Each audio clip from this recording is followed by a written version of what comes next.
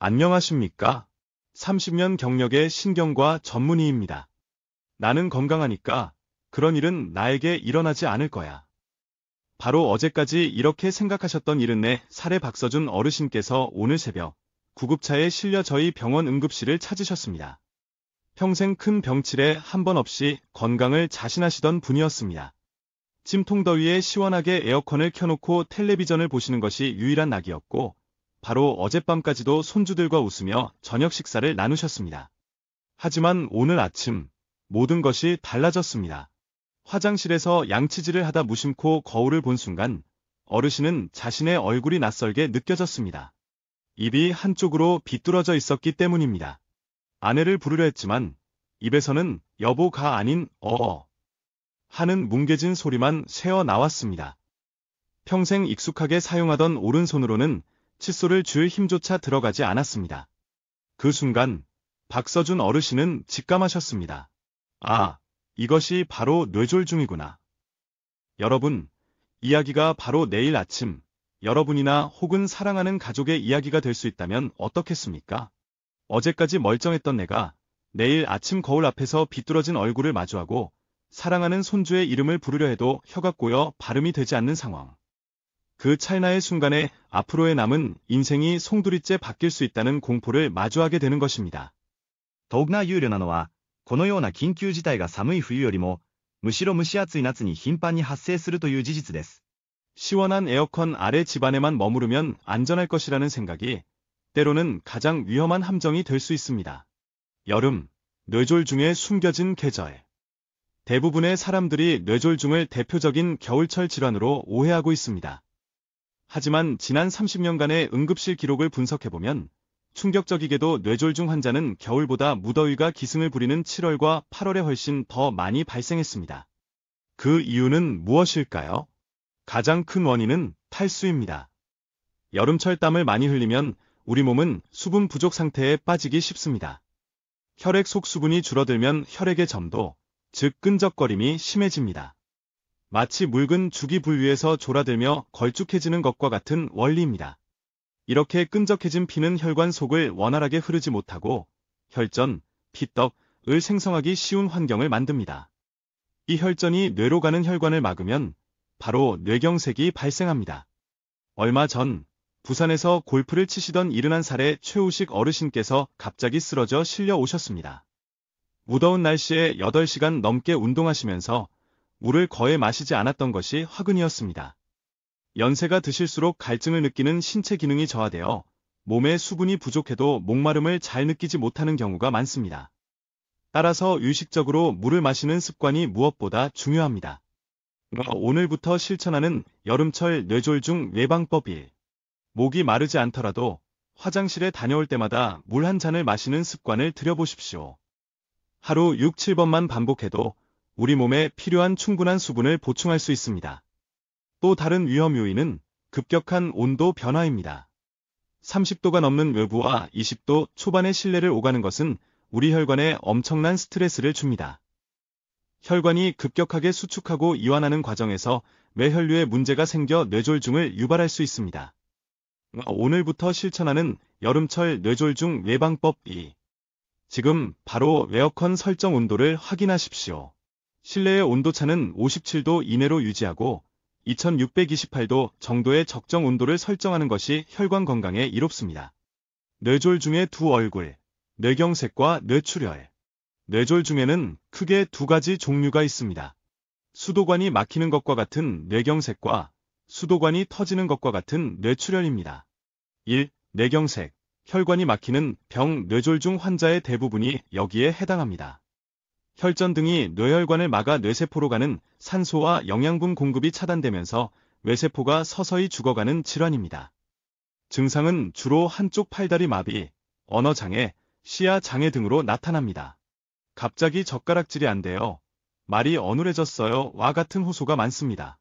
이 뇌출혈, 혈관이 터지는 병 발생 빈도는 낮지만 훨씬 더 치명적일 수 있습니다. 뇌 안에서 터진 혈관에서 나온 피가 고이면서 뇌를 압박하고 손상시킵니다.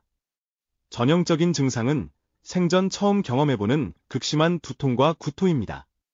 환자분들은 흔히 망치로 머리를 3개 맞는 것 같았다고 표현합니다. 얼마 전 부산에서 오신 68살이 지은 어르신은 갑작스러운 두통과 구토 증세를 보이셨습니다. 가족들은 체한 것으로 생각하고 소화제를 찾았지만 다행히 곁에 있던 며느님이 이상함을 느끼고 즉시 응급실로 모시고 왔습니다. 검사 결과는 뇌동맥류 파열로 인한 뇌출혈이었고 신속한 대처 덕분에 응급수술을 받고 무사히 생명을 구할 수 있었습니다. 이 두 질환은 원인이 다른 만큼 치료법도 정반대입니다. 뇌경색은 막힌 혈관을 뚫는 약, 혈전용해제를 써야 하고 뇌출혈은 터진 혈관을 막는 치료, 지혈, 수술 등을 해야 합니다. 만약 뇌출혈 환자에게 혈전용해제를 투여하면 출혈이 더 심해져 매우 위험해집니다. 따라서 증상을 스스로 판단하려 하지 마시고 뇌졸중이 의심되면 무조건 119에 신고해 정확한 진단을 받는 것이 가장 중요합니다. 생명을 살리는 3시간, 골든타임을 사수하라. 선생님, 조금만 더 빨리 왔더라면 괜찮았을까요? 제가 응급실에서 뇌졸중 환자의 가족분들께 가장 많이 듣는, 그리고 가장 대답하기 가슴 아픈 질문입니다. 뇌졸중 치료에는 골든타임, 즉 생명을 살릴 수 있는 결정적인 시간이 존재합니다. 바로 증상 발생 후 3시간입니다. 이 시간 안에 병원에 도착해 막힌 혈관을 뚫어주면 기절 상태에 빠져있던 뇌세포들을 다시 살려내 완치에 가까운 회복을 기대할 수 있습니다. 하지만 이 시간을 놓치면 뇌세포는 영구적으로 죽게 되어 평생 반신마비나 언어 장애와 같은 심각한 후유증을 안고 살아가야 할 수도 있습니다. 서울의 69살 이병헌 어르신은 오전 9시경 왼쪽 팔다리에 힘이 빠지고 말이 어눌해지는 증상을 느끼자마자 아내분이 즉시 119에 신고했습니다. 2시간 만에 병원에 도착해 치료를 마친 결과는 놀라웠습니다. 30분 만에 언어 능력이 정상으로 돌아왔고 1시간 후에는 팔다리 힘도 완전히 회복하여 지금은 아무런 후유증 없이 건강한 일상을 보내고 계십니다. 하지만 광주에서 오신 72살 전도연 어르신의 경우는 달랐습니다.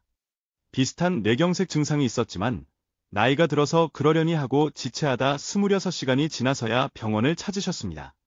이미 뇌세포 대부분이 죽은 뒤였고 안타깝게도 지금은 휠체어에 의지해 생활하고 계십니다. 이처럼 중요한 골든타임을 놓치지 않으려면 뇌졸중 전조 증상을 빨리 알아채는 것이 관건입니다. 모든 가정이 냉장고에 꼭 붙여두어야 할 FAST 확인법을 기억하십시오. F. 페이스 얼굴 마비 거울을 보며 이하고 활짝 웃어보게 하십시오. 한쪽 입꼬리가 처지거나 비뚤어지지 않나요? A. 아움즈 팔마비 양팔을 눈을 감고 앞으로 나란히 10초간 들어 올리게 하십시오. 한쪽 팔이 스르르 내려오지 않나요? S. 스피치 언어장애 대한민국 만세와 같이 간단한 문장을 따라 해보게 하십시오. 발음이 어눌하거나 정확한 단어를 말하기 어려워하나요? T. 타임 시간 위 3가지 중 단 하나라도 이상 증상이 보인다면 지체할 시간이 없습니다. 즉시 119에 전화해서 뇌졸중 의심 환자라고 정확히 말하고 증상이 시작된 시간을 꼭 기억해 두십시오. 뇌졸중 막을 수 있습니다. 오늘부터 시작하는 생활습관 개선. 저는 술, 담배도 안 하는데 왜 뇌졸중이 왔을까요? 평생 건강관리를 잘해오셨다던 67살 황정민 어르신께서 제게 던진 질문입니다. 원인을 찾기 위해 생활습관을 면밀히 살핀 결과 놀라운 사실을 발견했습니다. 어르신은 지난 20년간 거의 매일 아침 식사로 라면을 드셨습니다. 라면 한 봉지에 포함된 나트륨은 세계보건기구 WHO의 하루 권장 섭취량을 훌쩍 뛰어넘습니다. 과도한 나트륨 섭취는 혈압을 높여 뇌졸중 위험을 3-4배나 증가시키는 주범입니다. 오늘부터 실천하는 뇌졸중 예방법 3. 오늘 저녁 라면이나 찌개를 끓이신다면 수프나 양념을 절반만 넣어보십시오. 국물보다는 건더기 위주로 드시고 국물에 밥을 말아먹는 습관을 피하는 것만으로도 나트륨 섭취를 크게 줄일 수 있습니다. 흡연 역시 혈관에 직접적인 손상을 주는 매우 위험한 습관입니다. 하지만 다행히도 금연 후 5년이 지나면 뇌졸중 발생 위험이 비흡연자 수준으로 감소합니다. 또한 걷기와 같은 규칙적인 유산소 운동은 뇌졸중 위험을 절반 가까이 줄여줍니다. TV를 보실 때 소파에 앉아 발목을 돌려주는 간단한 동작만으로도 혈액순환에 큰 도움이 됩니다. 제주에 사시는 75살 안성기 어르신은 5년 전만 해도 고혈압, 당뇨, 고지혈증을 모두 가진 뇌졸중 고위험군이셨습니다. 하지만 짜고 기름진 음식을 끊고 매일 30분씩 빠르게 걷고 금연과 절주를 실천하는 등 생활 습관을 완전히 바꾸셨습니다.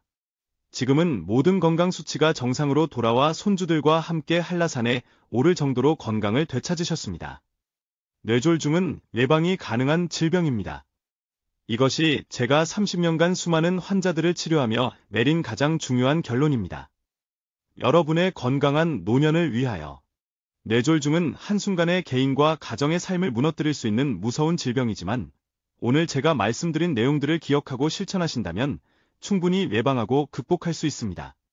여름철에는 충분한 수분 섭취와 적정 실내 온도 유지를 기억하시고 FAST 증상을 숙지하여 나와 내 가족의 골든타임을 지켜주십시오. 그리고 오늘부터라도 싱겁게 먹고 꾸준히 걷고 담배를 멀리하는 건강한 습관을 시작하십시오. 여러분의 건강한 노년은 여러분의 작은 실천과 선택에 달려 있습니다. 사랑하는 손주의 결혼식, 증손자의 첫돌잔치까지 건강한 모습으로 함께 하실 수 있기를 진심으로 기원합니다. 이 정보가 여러분과 가족의 건강을 지키는데 도움이 되기를 바랍니다. 주변의 소중한 분들, 특히 부모님께 이 글을 꼭 공유해 주십시오. 여러분의 작은 관심 하나가 한 생명을 구할 수 있습니다.